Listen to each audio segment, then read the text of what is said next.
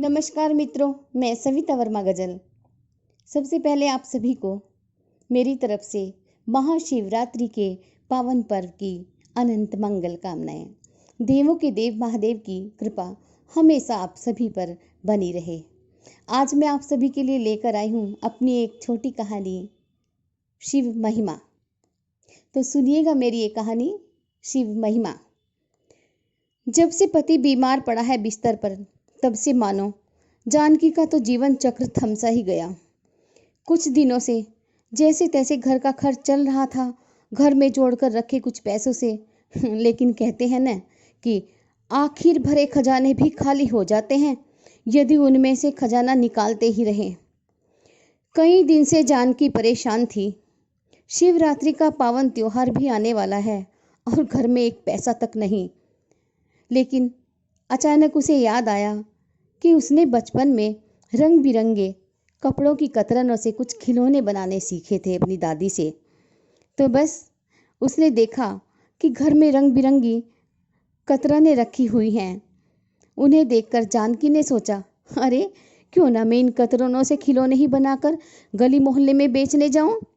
हो सकता है महादेव जी की कृपा से मेरे बनाए खिलौने बिक भी जाएं। तो सच में शिवरात्रि का व्रत और पूजन मैं अच्छे से कर पाऊंगी और घर में 2 पैसे भी आ जाएंगे। बस मन में भगवान शिव के प्रति अटूट विश्वास, आस्था और श्रद्धा ने गरीबी से जूझ रही जानकी को आखिर रास्ता दिखा ही दिया।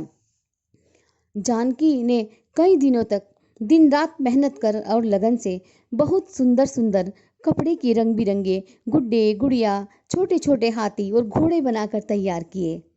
सभी खिलौने बहुत सुंदर लग रहे थे देखने में। जानकी ने कुछ सुनहरे गोटे और छोटे छोटे शीशे व घर में पड़े रंगीन बटन लगाकर खूब सजावट कर दी थी खिलौनों की। जानकी आज सवेरे से ही भूखी प्यासी निकल पड़ी थी, सभी खिलौने एक टोकरी में रखकर। जानकी घर के पास ही एक शिव मंदिर के बाहर आकर बैठ गई और मंदिर में आने जाने वालों को आवाज दे देकर अपने खिलौने दिखाने लगी।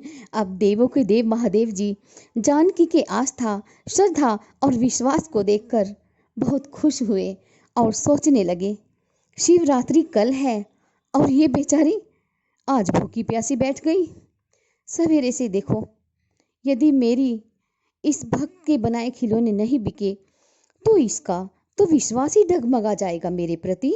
नहीं नहीं, मैं अपने भक्तों की पुकार अवश्य सुनता हूँ और ये मेरा परम कर्तव्य भी है।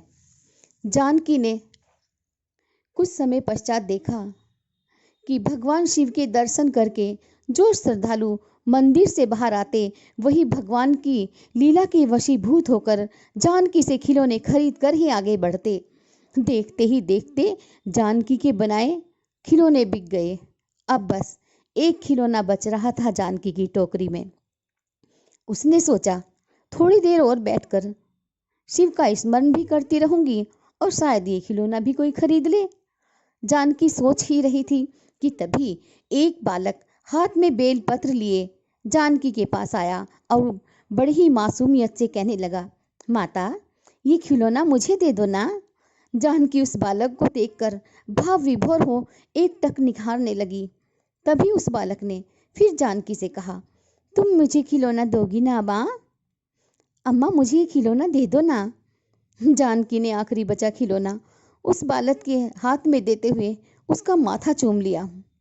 तभी उस बालक ने जानकी को बेलपत्र देते हुए कहा, किंतु अम्मा मेरे पास तो पैसे नहीं हैं, ये बेलपत्र ले लो और शिव को अर्पित कर देना।